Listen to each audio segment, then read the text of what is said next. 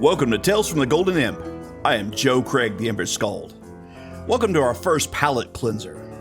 It has been a long road thus far, and here we have another dish to help you digest what we've been cooking.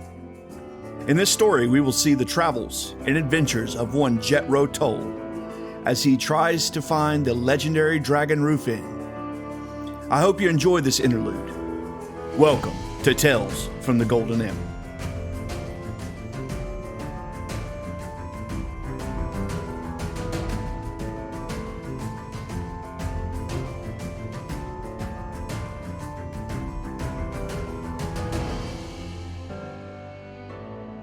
Pallet Cleanser, Gardens of Tibor.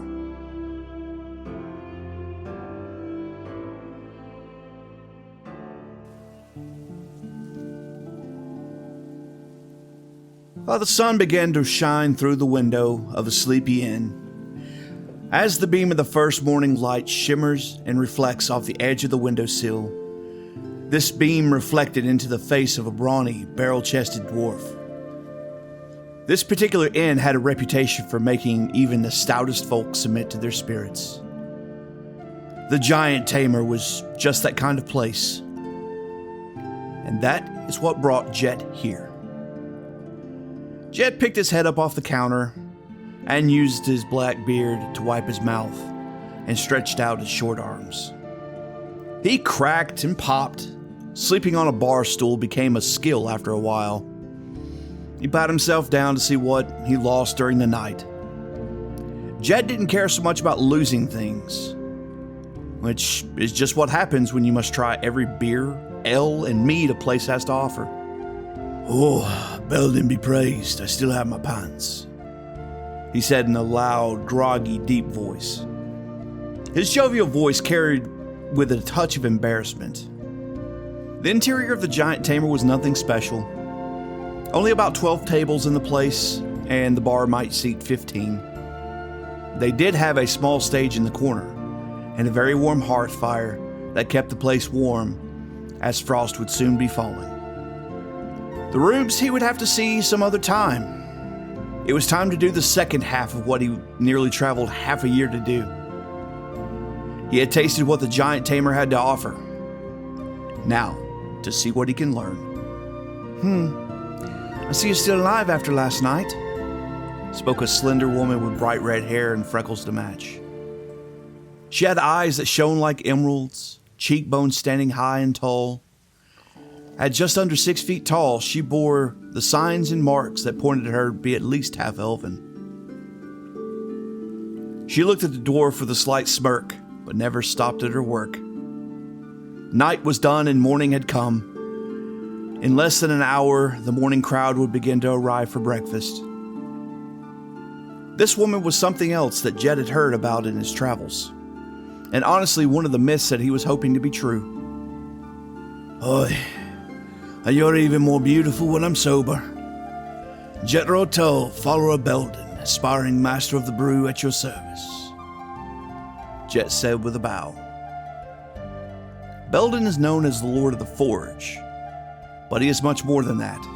To worship Belden is not a thing to do with complex prayers and fanciful rites. No, to worship Belden you hone a skill, a craft, an art. Some followers of Belden are master smiths, jewelers, or sculptors. Others, well, they're brewers. Some make fine clothes and others make music. To follow Belden is to follow your heart and passion and perfect something within yourself as you work towards the perfection of something else, something more. Impressed?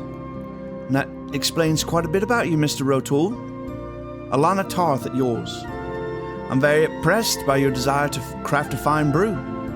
I'd love to drink such a wonderful thing, but first, there's a discussion of your note that we must settle.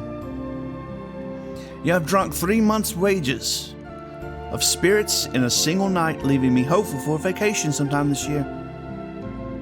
That is, of course, assuming Belden has given you the coin to settle your debt, Alura said with a smirk, stretching into a smile, never stopping work. to get the glasses cleaned and the bar looking its best before people started in for breakfast. Jet reached into the pouch in the front of his belt and pulled from it 5 gold coins that were squared off instead of round.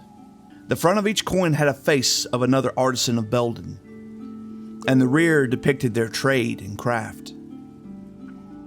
To those that were not followers of Belden, it would seem that no 2 coins were the same that came from Durg. In truth, the coins represent one of the ways that the heritage of Durg is honored by the other craftsmen of the Great Halls. It would be nearly absurd to think that each coin, even copper bits, were handcrafted. Yes, the coins gave the impression that they were indeed crafted each one by hand. But that is the art of the masters that had given their art to perfecting the casting process. They melt gold, pouring them into molds, using very detailed stamps to hold the shape. Then each coin is cleaned up by hand, and a few extra details added. Jet handed these coins to Alura before speaking with a smile. "That should get us started on my debt, correct? How much is the rest?" Alura looked over the coins, genuinely impressed look upon her face. "There's a reason why your folk surpass the elves in craftsmanship. I think we still have the edge in academics and music, possibly a few finer arts. Craftsmanship, however, Belden be praised. Even your coin is impressive. 3 more will cover your debts." Jet pulled out the remaining 3 coins that he needed to settle his debt. Then he dug into his pack, where he had 4 small barrels. These barrels were tucked away with barks and herbs. He put one of these casks on the counter. "And this I offer to you to thank you for your wonderful ale. Kraken's Drool was my favorite from the collection. However, your silver mead was by far the most excellent of your work. This is a batch of beer of the Black Sea. It's a heavy black ale that I think you might find appealing. I offer this to you, and if you like, all I ask for payment is to answer me 3 questions. First, give me 1 ingredient that you use that don't think anyone else uses and why. Second, what's your favorite word for aging? And finally, the name of an inn or tavern that you respect and recommend me to visit next." With that, Jet slid the cask over to Alura, who was pondering the scamble. She knew that an ale crafted by a follower of Belden was a special treat, but to hand out 2 secrets to her success? It was a gamble, but this man would not stay here. If he put his reputation to Belden, then betraying that would cost him his beard. Alura looked over the cask. Well, the cask is made of alternating rosewood and walnut planks, so it's going to give it a sweet, nutty aroma. Jet nodded with a small smile. The cask is pretty dark, so it's a darker ale, but I would expect nothing less from the name. That smile grew as he allowed her to continue, saying nothing in response. The ale has been drawing into the wood, good enough to stain it, so it's well seasoned. The follower of Belden was impressed, and the gleam in his eyes showed that. May as well go for it. This looks far too interesting to not drink, Alura thought to herself. Alura took the cask in her hands and smelled it before speaking. "Well, Jet, you have done something few men have been able to do. Charm me. I enjoy the look and the aroma of the cask far too much to allow it to slip out of my bar without at least tasting it. I accept your terms, but would like to make it a bit more interesting. If I give you an ingredient that surprises you in any way, you give me a secret of yours in return to help allow my craft to grow to an even higher standard. What do you say?" Jet's smile split into a chortle as he agreed without hesitation. It would seem that Alura had charmed him as well. No sooner than they had shook in agreement, the cask was tapped and a flagon was poured. They toasted Belden before they had drinks. The first taste is very important. Your palate is clean and fresh. There's nothing lingering from the last mouthful. Alura almost chewed it as she was analyzing the ale, which was very dark in color, but not to the point you couldn't see through it. The flavors were bold, yet soft at the same time. The bitter of the hops was mild, and the barley spoke volumes. There was a smoked quality to it that balanced with the walnut, with just a hint of the sweetness of the rose to finish things off. To say Alura was impressed was an understatement. Before even taking the second drink, she spoke. For some of my brews, I smoke my barley with chestnut wood.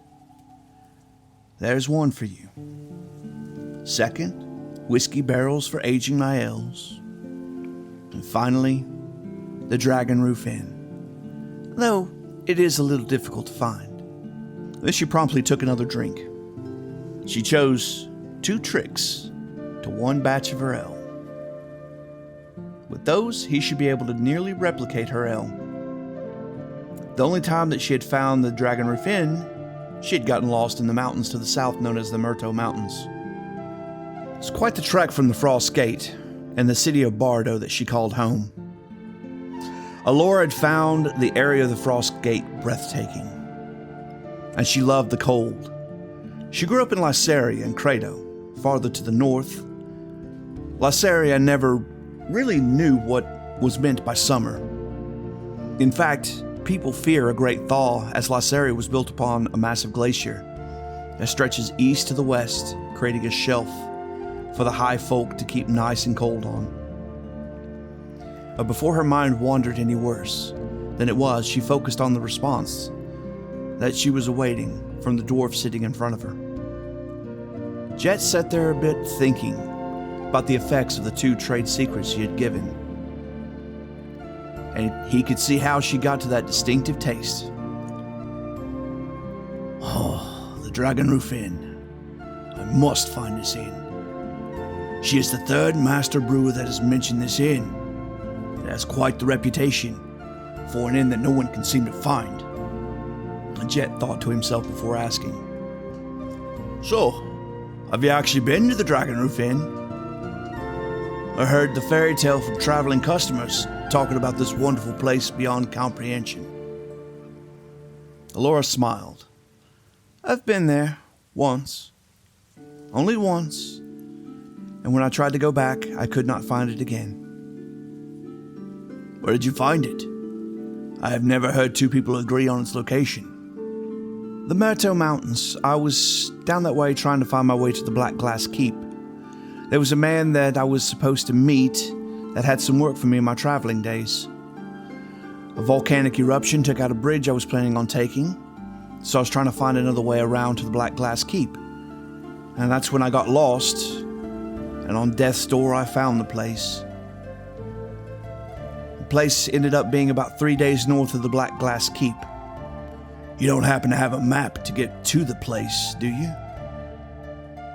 Jet responded, nearly drooling at the thought of actually finding the inn of legend and lore. I do, but I don't think it's going to do you much good. I've gone back there and found nothing but a vacant plateau.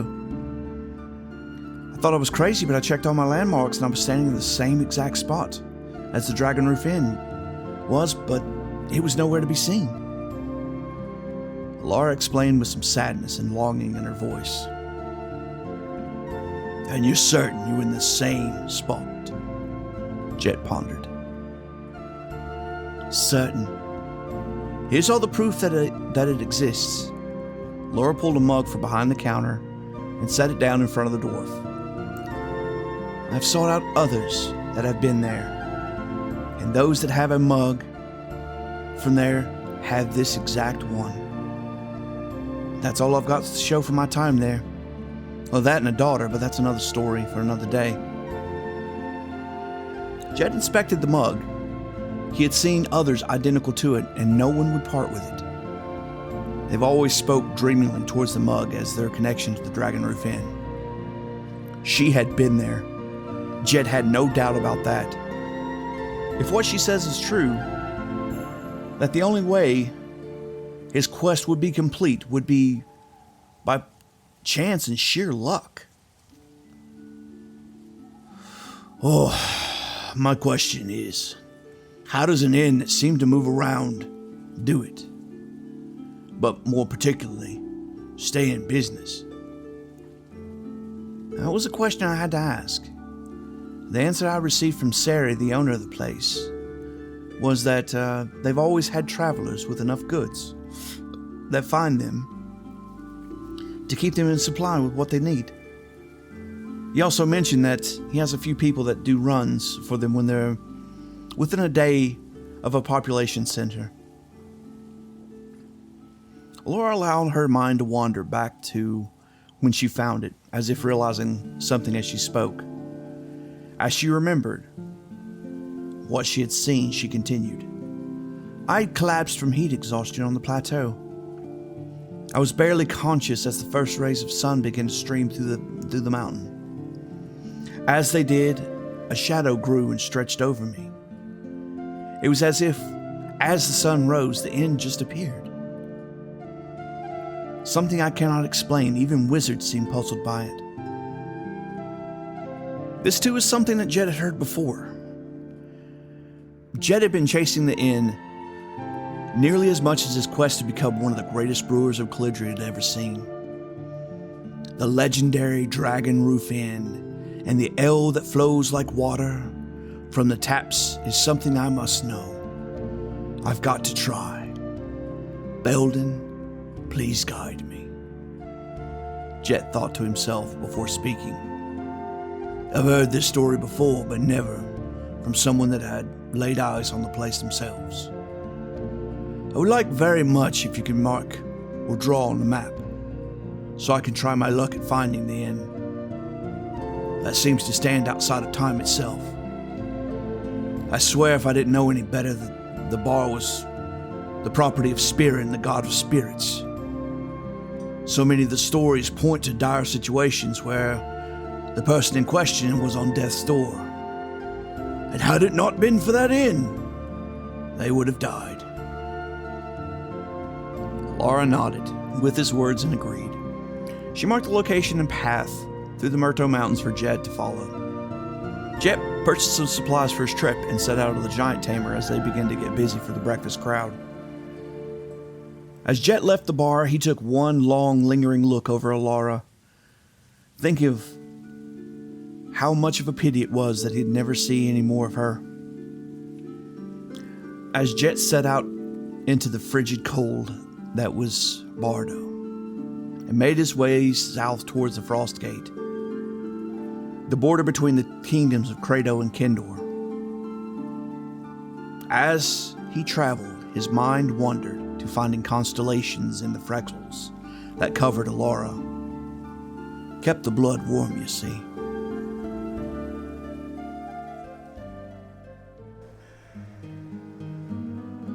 Kendor was known as the land of extremes for many reasons, among them the vast climates that this one kingdom supports. Here in the northernmost territory of Kendor, frost and ice ruled. The southern tip was a tropical paradise, and the Murto Mountains, well, there, volcanoes and very dangerous beasts that call them home ruled all. Among all that was a keep that ruled over the territory. The Black Glass Keep, constructed 1,000 years ago. It still stands to this day as the fortress has never fallen to a siege. Always did it house a warlord that trained with military might. Needless to say, it's not a place that Jet wanted to get too close to. His road, however, took him practically to the back door of the Black Glass Keep. Jet's road would take him south down the river Solander. As it ran into the foothills of the Murto Mountains, it would then turn east and up into the Murto Mountains themselves. There, things would prove a bit more interesting, as it is always a question of which bridges are being replaced and repaired due to Anglamar's children when they got angry and threw liquid fire into the sky. Anglamir was a great worm of fire, and much of the world that acknowledged his existence believed that volcanoes were among his offspring. And of course, the red-colored dragons were his firstborn. The combination of those two factors made Anglamir a being that Jet more than respected. He straight out feared him. Gathering himself, Jet Rotul began his trek south, leaving the fortress on the border of Kendor and Kredo. The Frost Gate was built as a place to defend against giants that used to be amongst the military of Kredo. They were the ones that carried the battering rams, the vanguard for the Kredo military. Those days are long gone, and now the giants that remain are content with farming, construction, and other tasks associated with simple lives.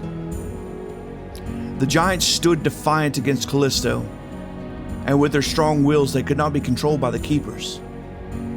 Even so, as Kredo bent the knee against Callisto, the giants marched south to Devolton to mount a defense to protect Kredo from falling to another nation. Many a bard and skald tell stories of the fall of these mighty warriors to the army of Callisto, and due to that, many believe that is the reason that Kendor submitted to Callisto without putting up a fight. If you want a quiet bar in these parts, you should request a spinner of tales to sing The Giants, How They Fall. Tradition states that you must raise a mug to the bravery of these valiant souls.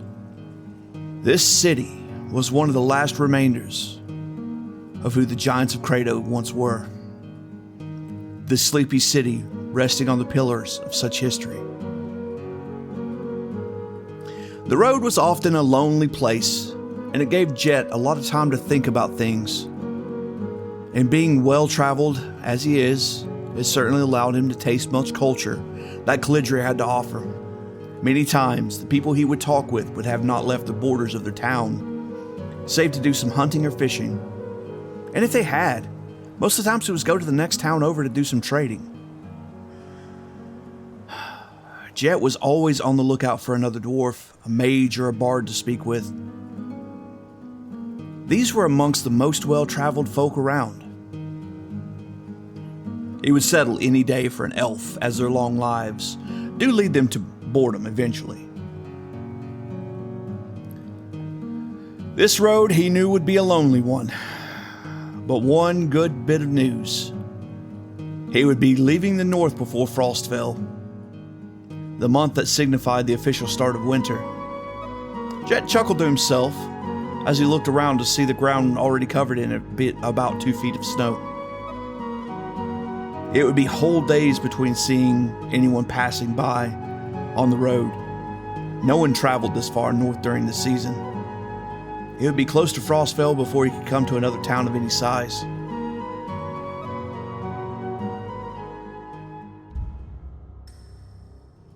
About 6 weeks of travel atop his pony, Helga. She was a blonde mare with white patches that seemed to spur up randomly here and there across her coat. She was a good pony, and they had traveled many miles together. Now, well into Frostfell, winter was starting to bite the land here. It was almost as if Jet brought the winter south with him. Jet could tell that this was a wonderful place to pass through. Resting in the shadows of the Murto Mountains, about a week into Devolton, this place was depressed, to say the least. Jet couldn't help but chuckle when he saw a sign welcoming him to Sepulchers Reach. At least he could restock before starting his climb. Sepulchers Reach was a small city. Most of the buildings were constructed of granite. Unfinished granite at that. And to Jet, it always felt like a crypt. The town seemed to be built completely by the stuff. From how pale the residents were, the mountain must have kept them in shadow most of the day. It was tucked away in the base of a cliff that was encircled on 3 sides with a mountain, with a sheer wall of stone. He could see braziers marking the trail up the cliff to the road far above. There was no way he would make that climb in the dark after being on the road for 6 weeks. This town would be a great position to defend from attackers. As he came into the town, he had seen more lively funerals. He easily found the inn closest to the exit, the Bull Drum Inn. He crossed the threshold, hoping for at least some entertainment, but was disappointed yet again. Upon the stage, some form of entertainment, but it certainly wasn't his taste. A half-goblin beating a drum to some tribal beat that only he knew. A glass of ale and a bed would be all he would have tonight. It was a fitful sleep for Jet, as his anxiety was starting to build. He wanted to see the Dragon Roof Inn with a ferocity that rivaled that of his worst decisions in puberty. If Belden was with him, another 2 weeks, and he would be in that fateful spot. It was the strongest lead that he had on the bar since his quest began. He knew that if his ale impressed Ceri, that he was onto that magical recipe that would gain him the title of Master of the Craft. His faith led him to the excellence and perfection, to brew an ale that would be fit to be served at Belden's table. If he accomplished this, he could travel the Great Forge and serve his ale to Belden himself. Jet's life goal would be fulfilled then. This is what led him to sleep in flea-ridden beds and drink all kinds of ales, meads, wines, and more just to find a missing element that he could use to make his brew that much better. Jet enjoyed a bath, a hot meal, and some elvish wine. He readied himself for the road. Never asked around to see how the road up the mountain fared. And much to his surprise, things had been calm. Belden, I pray to thee, keep me safe on these roads. The sword is not my craft, nor the axe. My craft is with spirits, making me very flammable. Speak words of peace to Anglemere, and don't let him roast me with his molten breath. Belden, by my beard, and the sake of your name, guide me to the Dragon Roof Inn. Jet prayed as he gathered his pony and set out for the final leg of his journey.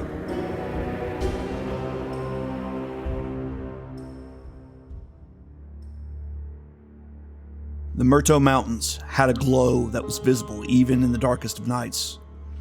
The orange-red glow of molten rock that flowed like rivers along the mountains. Most of the bridges were made of black rock that looked like glass. The dwarves knew it as obsidian.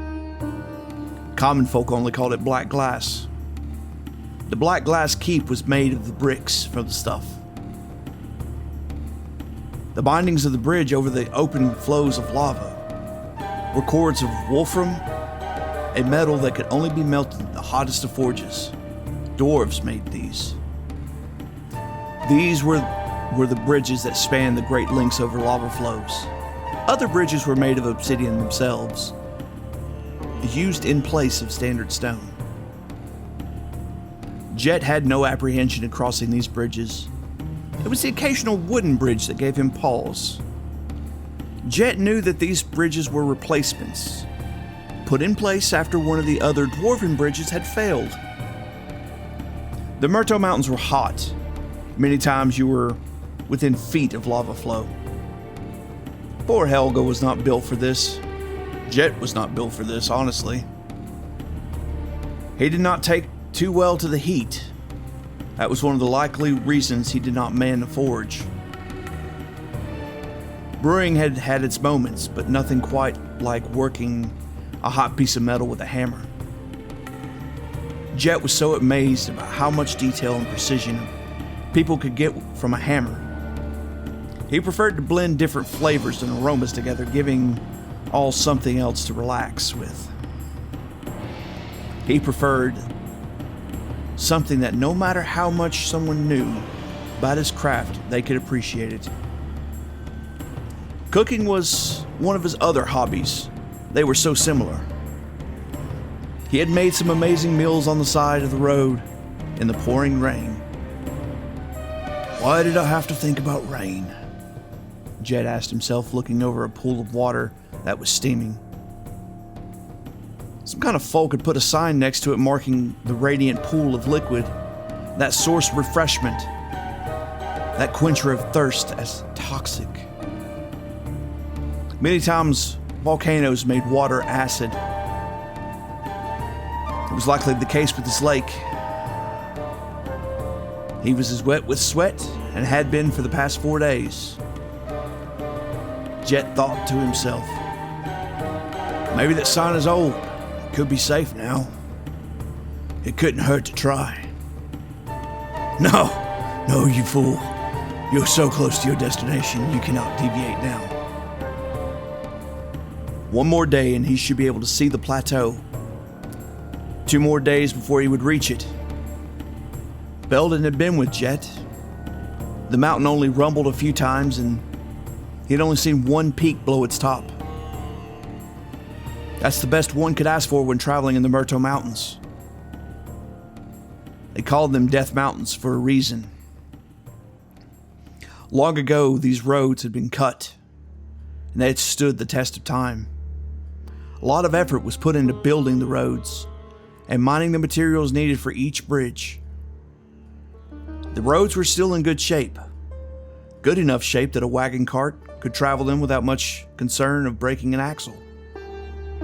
For not so hot and dangerous, Jet could enjoy the view a lot more. Distracting himself, he thought to how much work it had been to build the black glass keep, which you could see throughout most of the mountain. It served as the main watchtower over the mountains, and even one of the kings of Kendor had moved there and saw it as the safest point in all of Kendor. Marak Toes was the king that made the change. He was a king of a rare demeanor. He was more of the warrior king of Kendor, and not of the current line of kings. He ruled during the Age of Strife, and was assassinated for a play of power for the new lines of kings that came into power in Kendor. Kendor had lost the keep during the dark days to Callisto and hadn't gotten it back. Much had happened in the land of Kendor. Much as has been in the land of Calidria. Jet's mind was jarred back to reality. With a severe rumble, he scanned the mountain for new smoke or fire that hadn't been there before. The smoke was thick this time, and the rumbles were very close. He looked to the peak of the mountain that he was currently traversing. One of his greatest fears was playing out. The top was starting to spit fire and small rocks.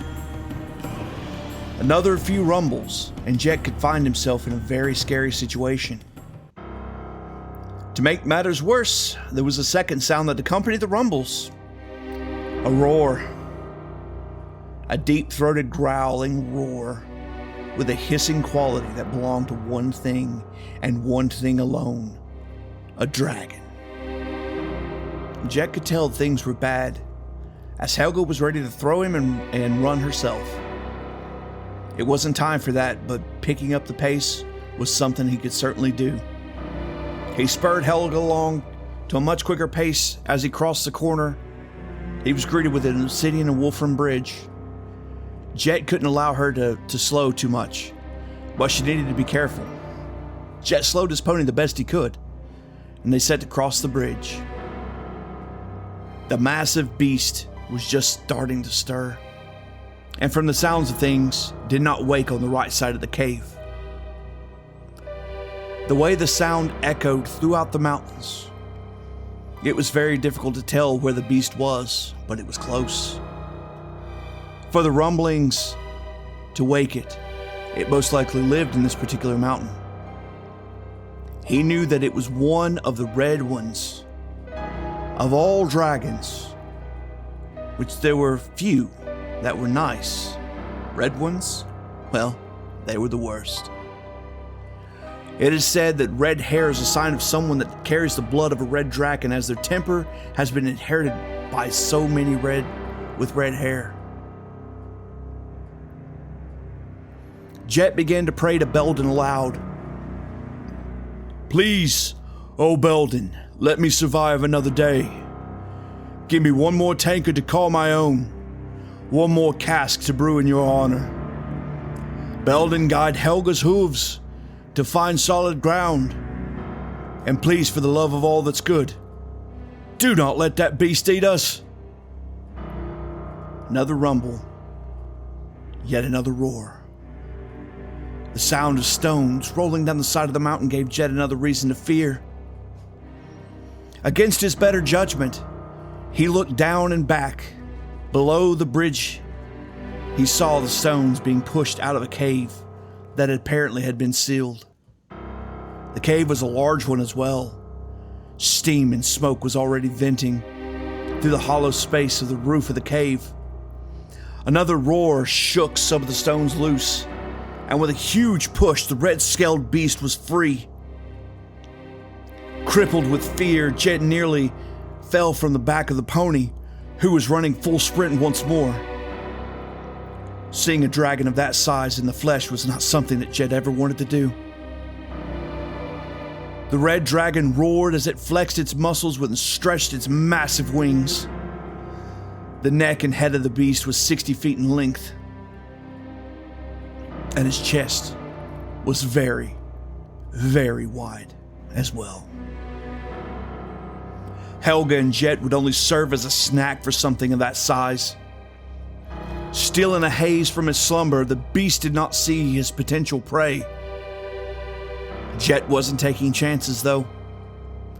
They had to get as far away from this monster as they could before it started looking for a good meal. Granted, they would not be a good meal.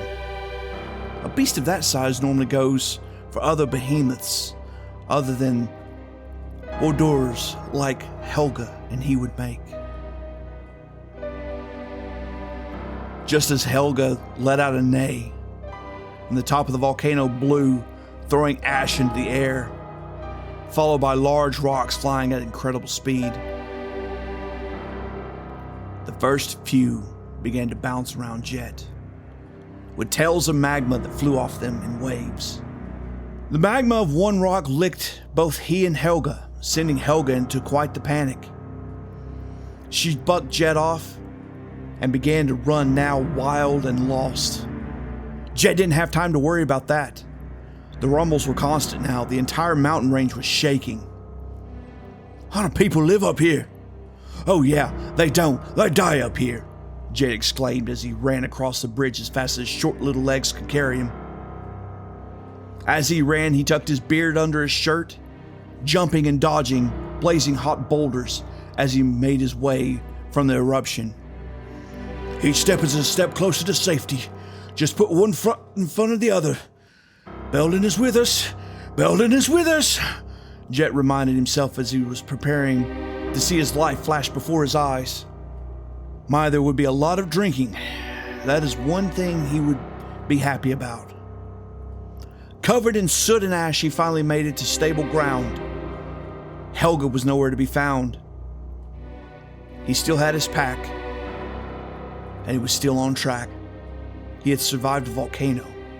Few could claim that. It wasn't a title that he was happy that he had earned, but he would take it this day. He caught his breath and figured out where he was on the map. From this spot, he should be able to see the inn. But he would be 2-3 days out. As he looked out to the spot where the inn should be, it wasn't there. Too tired to really fight with it, the only thought that he had was, maybe that's a good thing. Jet then collapsed from exhaustion. Sleeping would not be the word. Jet had not ran like that since he grew a beard. No, this slumber was closer to death than that. Nothing woke him from that sleep, not until the first rays of sun struck his face. As he opened his eyes and rubbed the sleep from him with his beard, he looked yet again to that plateau, seeing a blank space, just as last night. The shadow still held its grip on that small area, though. Distraught and defeated, he hung his head. The first time since his trip, his faith wavered. He knew it was a long shot, but he had come all this way with hopes and dreams to see the one end that had evaded him since he set feet upon his trip years ago. This tavern that moved from place to place in ways that confused even the brightest wizards he had known. He knew that it would be luck that he had to rely on. No, not luck. Faith in Belden is what he had to rely on. In his despair, he looked up once more. The rays of light would begin to fill the plain. He couldn't believe his eyes. There it was. Was he dreaming, or was this real? It was. It was really there. Jet jumped for joy and began to praise Belden as he quickly gathered up his gear. By the time he was ready to set out once more, he could see it. He could hear the music echoing throughout the valley and the peaks of the mountains. 2 days, he would make it there sooner than that. Never before had he felt so alive.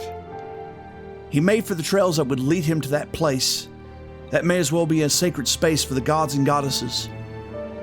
This place where they could dine and drink to their fills. Jet felt lighter than air as he made his way to the place. All his struggles from the prior day forgotten, he would be drinking in the morning of Helga when he arrived. But he couldn't be bothered with that now. No thoughts of dragons looking for finger food. Jet's only thought was to taste the ale that the finest brewers that he had spoken with talked about with a dreamy look. He had seen some of the strongest of craftsmen weep in longing for another draught of mead. Jet longed to be among the ranks.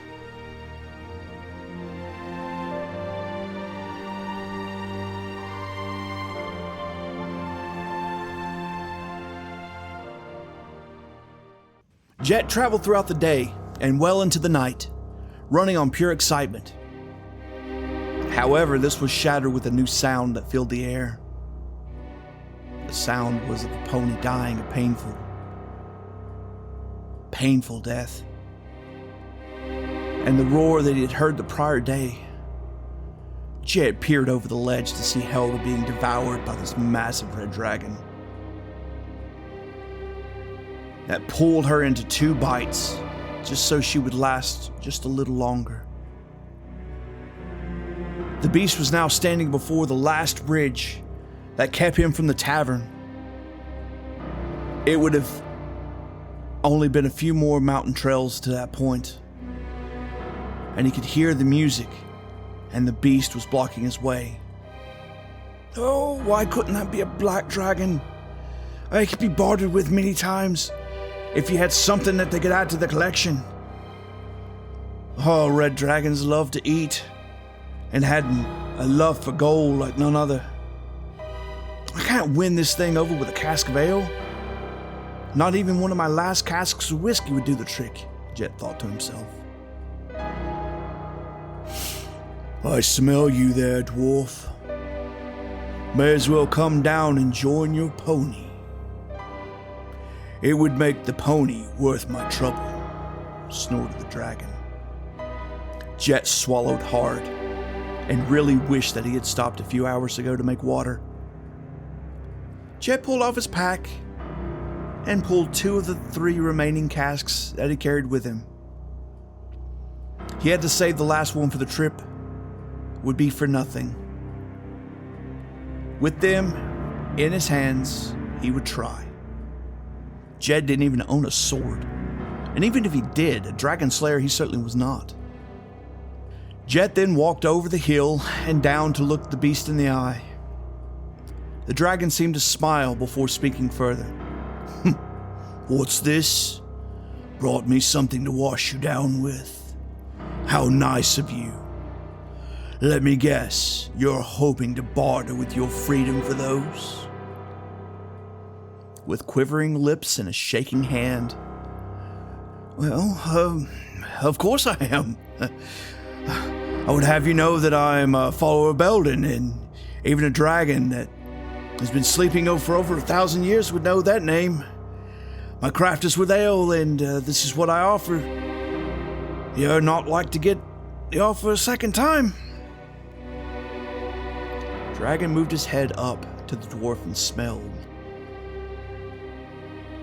As he turned his massive head to look at Jet in the eye. Well, that is impressive. You have some courage about you, and no weapon in sight. So yes, you must be very brave, or very foolish. Let us play out this situation. My options are to eat you, then drink your ale, or let you go and drink your ale. Where do I win in this? Jet taking the insult to how little this flying lizard cared about Belden. It was time for him to lash out an insult of his own. If nothing else, the dragon valued their pride above nearly anything else. No, you mistake me. I have a wager for you. A bet.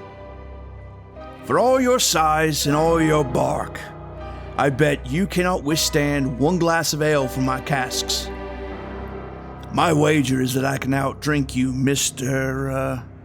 Oldigrave is my name, spoke the dragon as he laughed. Oldigrave stopped laughing and looked the dwarf over, standing so proud by his ale. It was true that the followers of Belden were among the greatest craftsmen, rivaling the oldest dragons and elves. What is your wager? I have slept for a long age, and you are certainly entertaining me at the moment. Now gaining a bit of confidence, or at least presenting such. I am master of the ale, Jetro Tull. My name and my wager is this. I will drink a cask of your choosing, and you will drink the other. Upon drinking that cask, I wager that I can cross the bridge faster than you can fly across it. Now, if you fail to land at the other side or overshoot it, I win. The challenge is a test of sobriety, not a test of agility. What say you? Jet said with a bit of flourish before placing the 2 casks of ale down before Oldigrave. Oldigrave let out a deep, loud laugh as he eyed the dwarf in front of him to see if the dwarf was actually serious. What? Are you serious? Well, of course I am, Jet said immediately as he began to regret his decision. But what choice did he have? His mind started thinking about what other options he had other than tricking a dragon into letting him go somehow. Jet knew that he was a couple of days away from the end, but that's because he had a long way to travel to get down the mountain. If somehow he could hasten that descent, he could shave time off that trip and possibly save his life, if the drinking bit did not work the way he planned. Well, Master of Ale, you certainly surprised me with your boldness. I hope you taste as bold as you speak. As you call yourself a master in this art, I do not know if you fully understand how body mass affects the distribution of alcohol to the body. But that is a bet that there is no way for you to win. There's not even enough of a reason for me to play along with this game and allow you one last drink before you go. Oh no, I want you to feel every bite and tear, so I can feast upon your fear. Well, I guess you have no choice, but you'll have to catch me then. Jack grabbed up the casks of whiskey, and waited for a split second for the dragon to snap at him. Jet threw the small barrel in the back of the beast's throat, grabbing the other cask, and darted to the edge of the cliff above the inn. As the dragon clamped down on the barrel, the liquid made contact with the glands that were responsible for the flaming breath that the beast was known for. As it did, the gland opened, causing an explosion in Oldigrave's mouth. Oldigrave's mouth was forced open, with the force of the combustion, but the flame did not harm the beast. No, this only made the beast angry, and would give him a sore jaw for a few days. The dwarf would die painfully now. Oldigrave snapped his head toward the bridge to catch his prey, but he was not there. That dwarf was not stupid enough to leap from the edge. Granted, the fall would hurt less than what I intend for them. This was exactly what Jet had done. Desperation makes one very brave or very stupid. The difference between was the way the tale would be spun and the rest of the story to be played out. As he fell, he knew that he would have to find a way to slow his fall, otherwise this would be a very short victory. Jet may not know how to fight, but he had gotten very good at running away. If he could find a steam vent for the mountain, he might be able to get a plum of steam to slow his drop. Yes, with nasty blisters, but these blisters would heal over time, but that he would live through, and that was his goal. A roar from above let him know that his moments of victory were over. The beast was much better at flying than a rotund dwarf.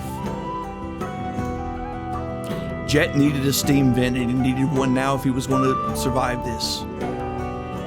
Barrel in his hand, he needed time to get to the source of the steam to accelerate it in the next burst. A shadow formed around him. He glanced over his shoulder to see that Oldigrave had spotted him. But he had spotted a steam vent as well. Jet threw the barrel. It just had to get close. Jet then began to untuck his shirt as he made himself as wide as possible. Jet knew that nothing good would come from looking back. He knew that the beast would have him if his aim was not true. He prayed to Belden and watched. The mark was hit. He was falling into position.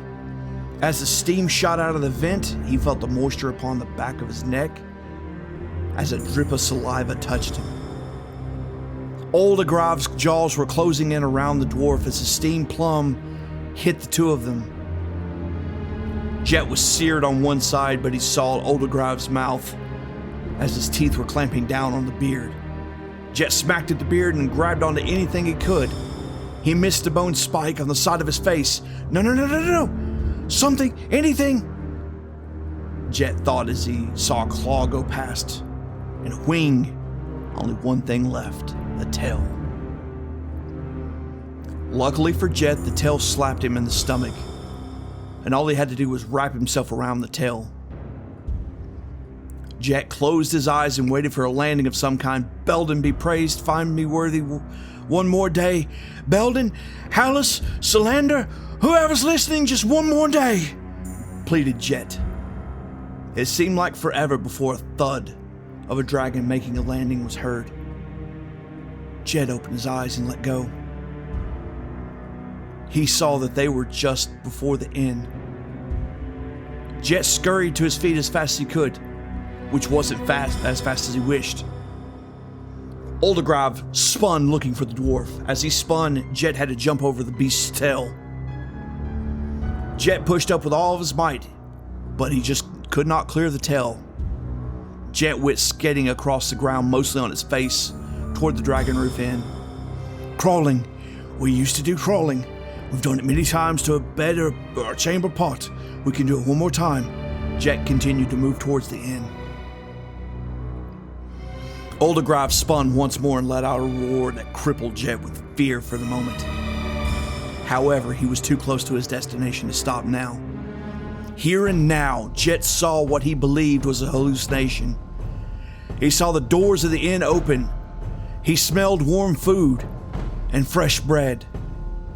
One last push towards this, and his face was on wood. Shadows moved over him as he heard the sounds that he knew that would be his last. The sound of dragon breathing deep. Oldigrave was gathering air into his lungs to sear the back. The smell of burnt bacon came to mind. Oh, here it comes. My final moment, and I am more sober than I wish my final moments to be. Oldigrave let loose his fiery breath. Hearing this, Jet closed his eyes and curled into a ball. Oh, the screams. He had brought destruction to the inn. Screams of many people, male and female. The sounds of the dragon's fire was over, and more screams were heard. The beast was a cruel one. Oldigrave, you cruel beast. You wish me to watch Dragon Roof Inn burn before you eat me. How sadistic can you be, lamented Jet. A most peculiar sound then followed. The sound that he had never heard before. Some kind of screeching sound from something massive. Along with it, something grabbed his beard and was dragging him across the wood. He managed to force his eyes open to see a dragonkin. Something of a half-dragon that looked mostly like a man, pulling him over the threshold of the inn. Turning back to look outside, 5 warriors were driving the beast off, known as Oldigrave. Belden be praised, he had made it. The door slammed shut behind him. Pain was beginning to register, but he had made it. Jet glanced around the inn for a briefest second before his adrenaline expired and he passed out. Jet had made it to the Dragon Roof Inn.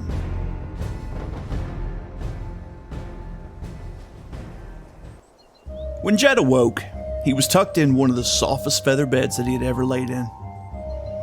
It was almost as if the feathers were taken off the spines and just the feathers themselves was all that was in the bed. The smell of ocean air was coming through a window, and there was a sound of gulls squabbling over food or begging for scraps. Jet rubbed his eyes and he sat up in the bed. A plate of hot food and a tankard of mead were sitting there on the bedside table. Jet went straight for the mead and instantly thought he had died. Well, at least I get to beat Belden, he thought. He cleaned his plate and dressed in the clothes that were left for him. Then he decided to see what the Hall of Belden was like. It was already not what he was expecting.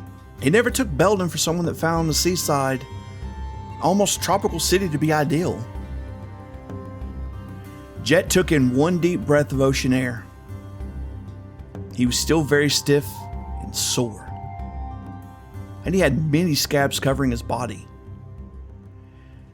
He opened the door and could hear wonderful sounds of music and the sound of a busy pub. Yes, he was in paradise. He descended the stairs to see that he was in fact still in the Dragon Roof Inn. A feeling of true happiness flowed over him as he would finally get to taste the finest ales that many a brewer had tasted. Every flagon bore the marks that he was so used to seeing. Jet sat down at the bar and ordered an ale and introduced himself. His introduction was returned with, "Well met. I am Ceri. I'll get you a draft of our finest. I've been looking forward to meeting you. I've heard legends of your ale and would very much like to try it for myself." Jet took his first drinks and was certain he was in paradise. The ale had lived up to every expectation and far exceeded them. Belden be praised. I have much to learn. Now all I need is a sexy red-haired elf, and I can die a happy man. A good chuckle was had around the bar, and Jet took it all in, certain that this was where the gods came for a good frosted mug. It was worth every step of the journey. The end. Well, travelers, Gardens of Tibor is dedicated to a great late friend of mine, Oscar Tibor. Many fun times were had around a gaming table with a wonderful man. His gruff exterior shelled a wonderful heart. I was so glad to have known him for the short time that I knew him. Oscar lost the battle of depression on March 12th in 2012, and that's left a vacuum that's never been filled. Jet was inspired by a combination of many things surrounding Oscar. Characters he's played as well as things he loved. Oscar, wherever you are, man, I hope you have found your paradise and the peace that you cannot find on earth. And well, travelers, that's where the story will leave you. Perhaps one more palate cleanser, then we can get back to regular scheduled programming. I hope you enjoyed this palate cleanser. I want to thank Adrian Von Ziegler for the privilege of use of his music to make the story that I tell all that much better. For this month's travelers, I'll be making a cheddar and chive scone from the Tea and Tells. You can find the recipes of Calidria up on patreon.com. With that said, I want to thank you for listening, and I want to thank you for supporting the podcast. And if you wish to support the podcast a bit more, giving it a rating, a thumbs up in the YouTube space, subscribe if you really like it. If you want to support a bit more and get the recipes of Calidria in your kitchen, as well as additional lore content, please support me over on Patreon. That's patreon.com/goldenimpin. Signing up will give you access to our Discord server. I hope to continue to build a great community over there, but I can only do that with you. So won't you come and join us and join the conversation? And if you want to follow me outside the podcast space, you can find me over on Blue Sky at Empress Scald. I am Joe Craig, the Empress Scald. I want to thank you for listening, and remember, you've been scalded.